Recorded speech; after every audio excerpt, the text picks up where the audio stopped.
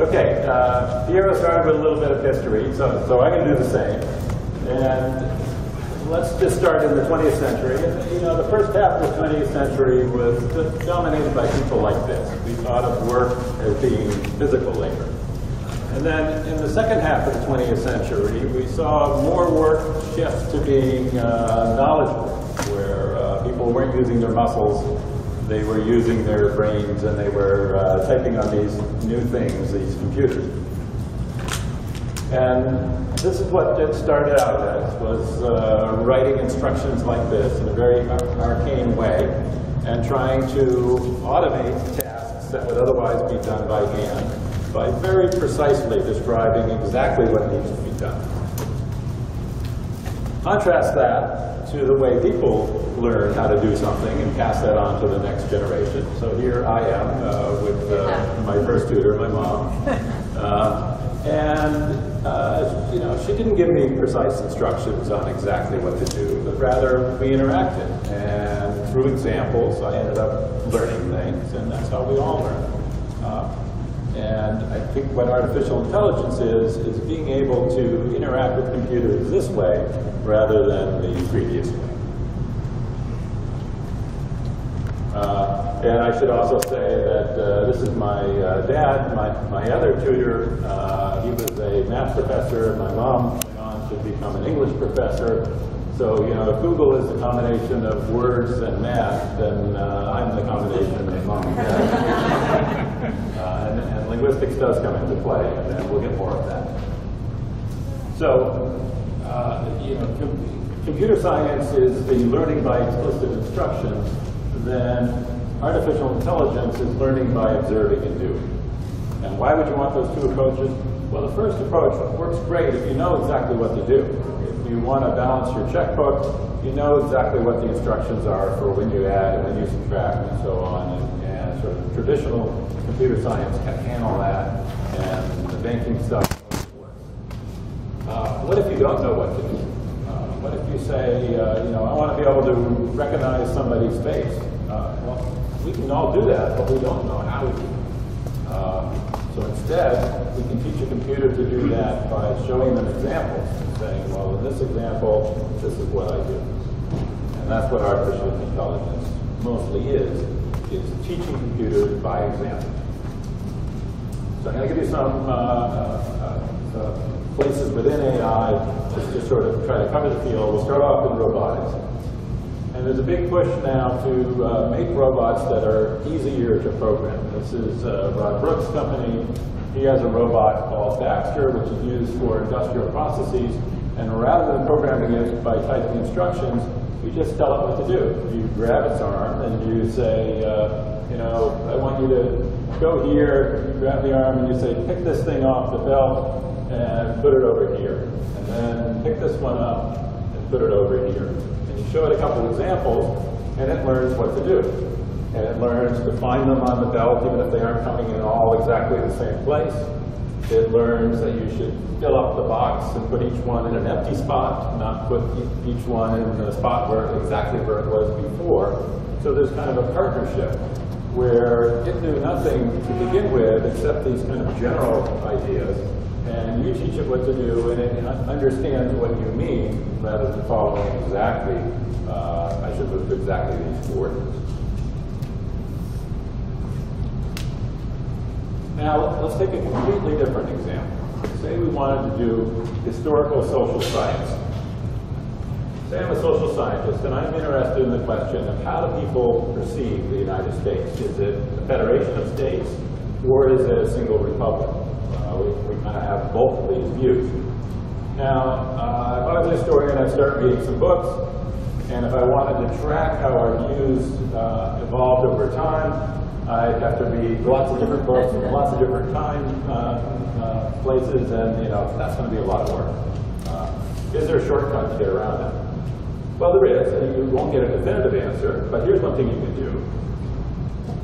You can go to this tool we have at Google where we've scanned all the books, we have all the phrases in all the books, and you can ask for phrases and have them graph how they appear over time, how frequent these phrases are over time, over all the books that we've scanned. And if you're clever, you can answer questions. So one researcher was very clever, and he says, let's look at the phrases the United States is versus the United States are. And that would separate out, are we thinking of the United States as being singular or plural? And we see this graph, and we see that it crosses right here about 1880. So, you know, a decade or so after the Civil War, we started to change the way we thought about the thing.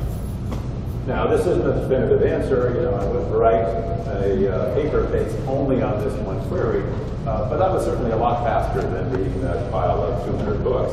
And this can maybe lead me to the next question. Here's another example. Problem of word sense disambiguation. So as humans, we're good at this. You know, if you go to a dictionary, there's at least two senses of the word bank, the river bank and the money bank. And when I give you a sentence, you can figure out which one I'm talking about. Can we teach a computer to do that? And I'm going to limit you and say, I want you to teach a computer to do that.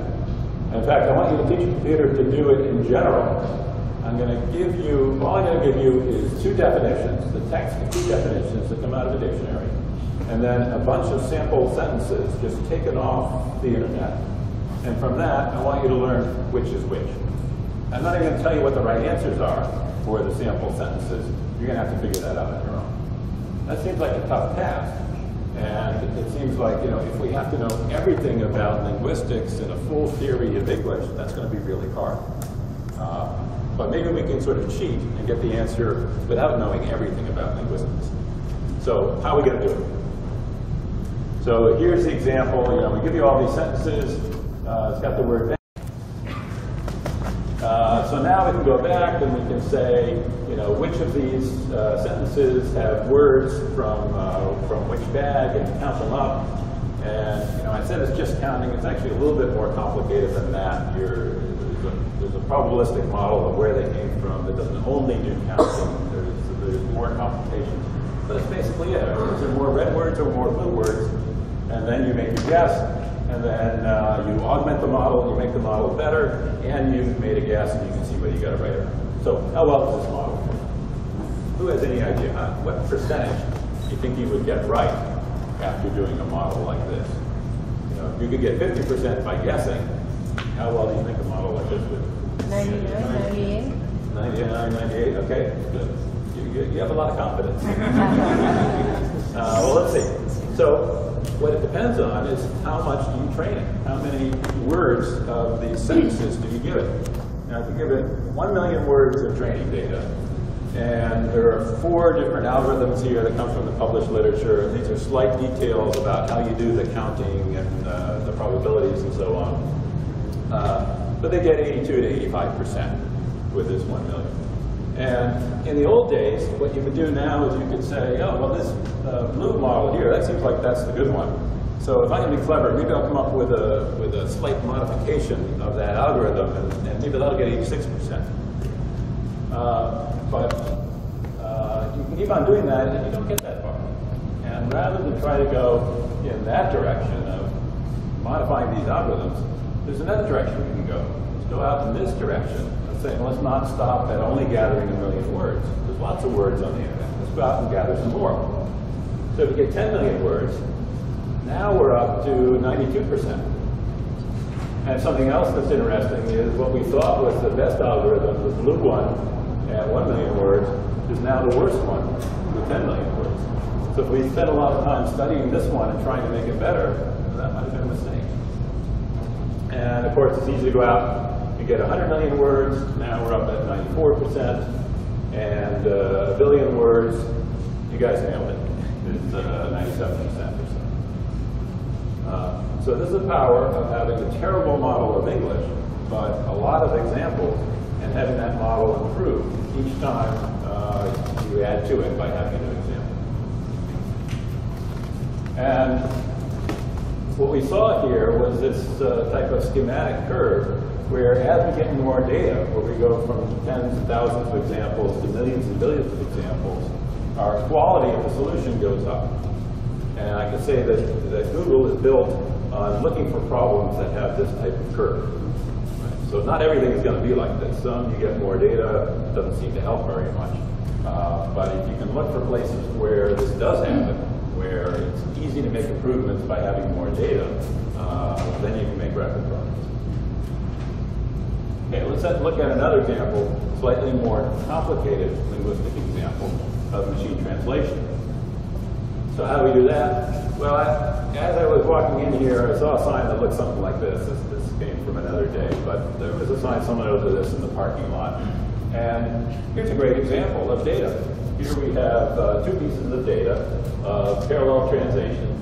Here's the English, and here's the Spanish. And if we had this data, now what can we do with it? Well, if you gave me exactly one of these, then I could say, yeah, I'll just take the corresponding one. I've got the translation, I've nailed it. But now I only know two phrases in each direction. So I need to do two things. One is I got to gather a lot more phrases so I can have better coverage. And probably I don't want to only say I can only translate exactly this. I want to be able to break it up into pieces, be able to translate piece by piece and put it together. So that's the whole trick for machine translation. How do you break it up piece by piece, see what corresponds to what? So instead of walking around parking lots looking at signs, we go on the World Wide Web and we find different examples. So here's a document in English, here's a corresponding document in Spanish off of the web, and we gather lots and lots of those. Now we've got our corpus of examples, but it's a little bit more complicated to make sense of them than it was in the disambiguation of the banks. So we need a slightly more complex model. It's still going to be a wrong model of English, but it's going to be more complex. So, you know, here's what we have. You give me this English, I can give you the Spanish. If you give me Spanish, I can give you this English. But how am I going to be able to see what piece corresponds to which piece? What I really want to be able to do is break it up into something like this that says, if you give me security alarm, I can give you the Spanish, and here's the other parts, and note that there's no one-to-one correspondence between number of words. The number of words can be different, and the order can be different. Right? So that's the way languages work. What we want to be able to do is break up the sentences like this and rearrange them like this. So, you know, we called it the bag of words model before. I call this the refrigerator magnet model. We're just sort of moving phrases around on a refrigerator, trying to get them right. So, how do we do that? Well, we gather lots of examples. Again, just counting. And we say lots of times we've got security alarm corresponds to this piece. Now, how do we know that? Well, we could know it because we were given, here's a piece of English, here's a piece of Spanish, they correspond to each other as they appear on the web. Or it could be that there were larger pieces and we broke them up. I can't go into details about how we do that breaking up, but basically we say, you know, this phrase occurs lots of times when this phrase occurs in a sentence. So I'm going to guess that they correspond to each other. Once I've made that guess, now there's fewer words remaining in each of those sentences, and I can start filling in which of those words. So it's like doing a jigsaw puzzle. Once one piece fits, then the other pieces fit. And there's a whole mathematics for how you make that correspondence. So we have three parts to our model. It's a translation model that says, here's a phrase, a refrigerator magnet, that corresponds to this magnet. Then we also have a target language model that says, we're translating into Spanish. What are good words in Spanish? So we want to both choose something that's a reasonable translation and something that sounds fluent in the language we're generating into. And so, you know, here's a phrase in Spanish that's occurred lots of times. And we want this movement model. So you remember some of the words were switched forward and backwards. We want to say for each phrase, how often is it switched forward and how often is it switched backwards? And so we can just count these up by looking at the data. Now we've got this wrong but useful translation model that doing translation is like manipulating magnets on a refrigerator. And here's what we do once we've built the model when we want to translate something new. So here's a phrase I've never seen before. What I do is try to break it up into pieces that I have seen before. And there's going to be more than one way to break that up. So for now, I'm just choosing one of them. And then for each of the pieces, I choose the translation. I could choose the most probable, or I could start searching through several of the most probable for those pieces. And then I choose a reordering. So I choose to move each of those magnets to the right or to the left. And in this case, I've chosen not to move any of those. And now I have a translation. And then the next step would be to consider lots of other possibilities. So everywhere where I made a choice here, consider some of the other choices as well. And here's another possible translation. And now go through and score them. Because I had a model, I didn't give you all the details of the map, but there is a probability you can associate with each one, you compute each one, and you choose the one with the highest score. And that's how translation is done. And there's 100 other tricks I didn't talk about, but that's the core. Again, all by counting. Now I'm going to do one more, switch away from linguistics towards computer vision. So how do we recognize stuff in the world? So we want to have our self-driving cars. It's really pretty important that we can recognize that there are other cars and people, and pedestrians, and bicyclists, and so on. Now, to tell you how we do this, I'm going to give you an analogy of a story. Suppose we're running a company that sells bathroom and kitchen tiles. And we have a catalog, and it has a bunch of displays, and you can order this one, or you can order whatever you want. And we got a catalog with 100 different scenes that customers could order. Now, one of these educated hippies comes along and says, that's the old paper catalog day. We're in the internet age now. We should have something where someone can upload a picture, and we'll make the tiles and we'll ship it to them. It's a great idea.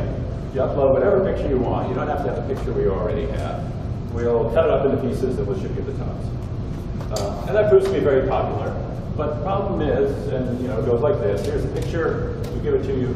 The problem is that's very expensive because now we're making one custom tile in a batch of one for each picture. And the accountant tells us we can't keep doing that. We've got to make, it's cheaper if we make lots and lots of tiles.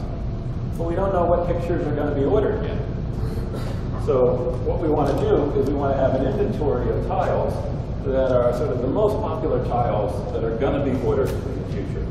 We can only afford, we only got a warehouse of a certain size, so we want to choose the best tiles that we're most likely to see so we can assemble them together. And of course, this isn't photorealism, this is bathroom tiles, so they don't have to be exactly right, it can be approximate. So we want to have this inventory, you go into it and come up with this, and it's not quite the same picture, but it's close enough. And now the question is, what tiles do we put into that inventory? We've got a warehouse, say the size of this building, what tiles do we want to put there? And to do that, we have to know what pictures are we going to get in the future. And that's pretty much exactly how our object recognition system works. That we say, we're going to look at pictures we've seen in the past. That's a prediction of what pictures we're going to see in the future. And then we're going to ask, if you had to make each of these individual pictures out of tiles, what would be the best tiles to have? And then the hope is that if we choose those tiles wisely, those tiles would correspond to interesting objects in the world. Maybe it'll work, maybe it won't. And this line of work started in the 1990s, and the first time they did it, this was the answer. These are the tiles that came out. So what was discovered, this is Bruno Holzheisen's group at Berkeley did this first.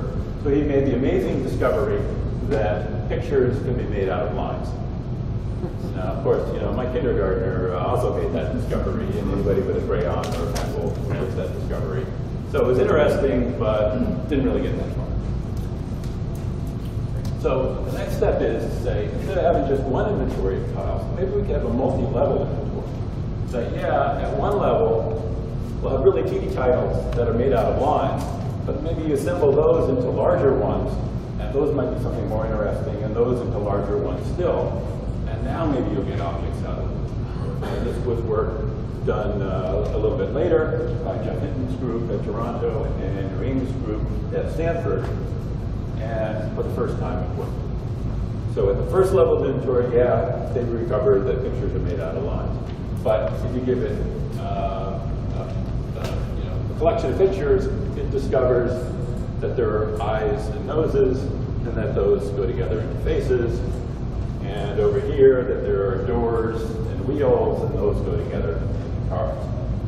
And what we decided to do at Google was to say, this looks really promising. But to answer one of the questions we had earlier, one way we think we can make a lot of progress on this is by applying about 100 times more computing research to it than anybody had ever done. So we're good at putting together lots of computers in a data center and feeding a lot of data through it, and that's what we decided to do. And we also hired some of the key people to work on it. So we had, at one experiment, we took 10 million YouTube videos. At some point, we want to be able to take the whole videos. Here, we just chose one frame from each image. We did a fairly high resolution, also about 100 times higher resolution than people had done before.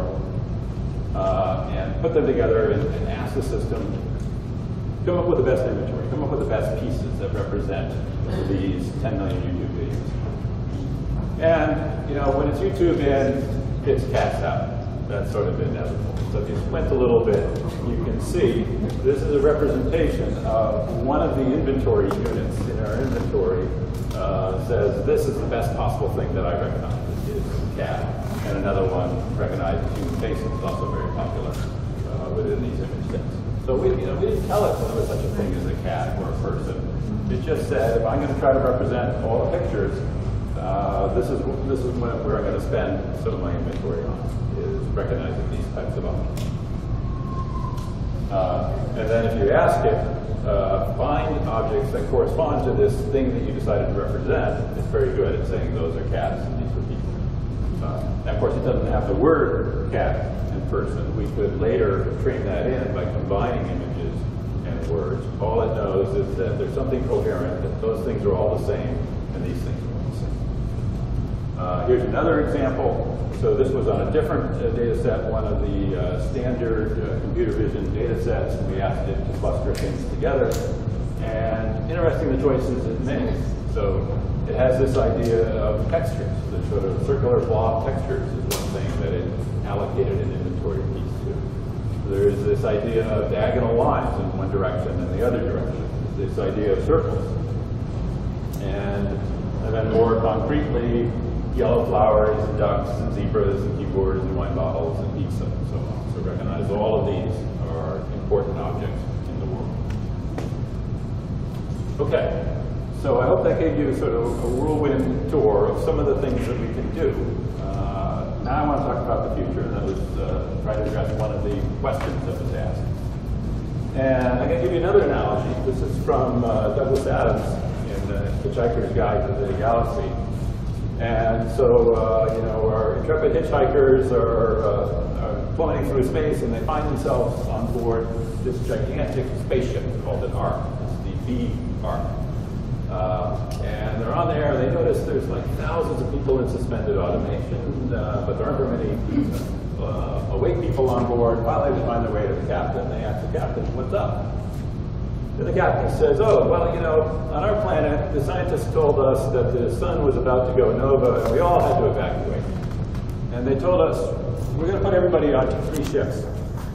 And in the A Ark is going to be all the scientists and artists and thinkers, all the people that Piero introduced that were congregated in the Bay Area in the 60s through the present. They're all going to go in the A Ark. And then in the C Ark is all the workers who do useful stuff, the plumbers and construction workers who can actually build stuff. And in the B Ark is the middlemen, the telephone operators, the bank tellers, and so on. And, you know, for some reason they told us that they were going to launch the B Ark first, and the other Arks were going to follow. But, you know, we haven't heard from them recently. And we kind of lost contact, and we're just gone, and we don't know if they've left yet. So that was Doug Adams' vision of the future. And I think that's what's happening today, is we're not jettisoning people off our planet, but we are jettisoning those jobs. Those VR jobs are disappearing. And to some extent, automation is addressing all 3 of the R's, but the VR more than any other.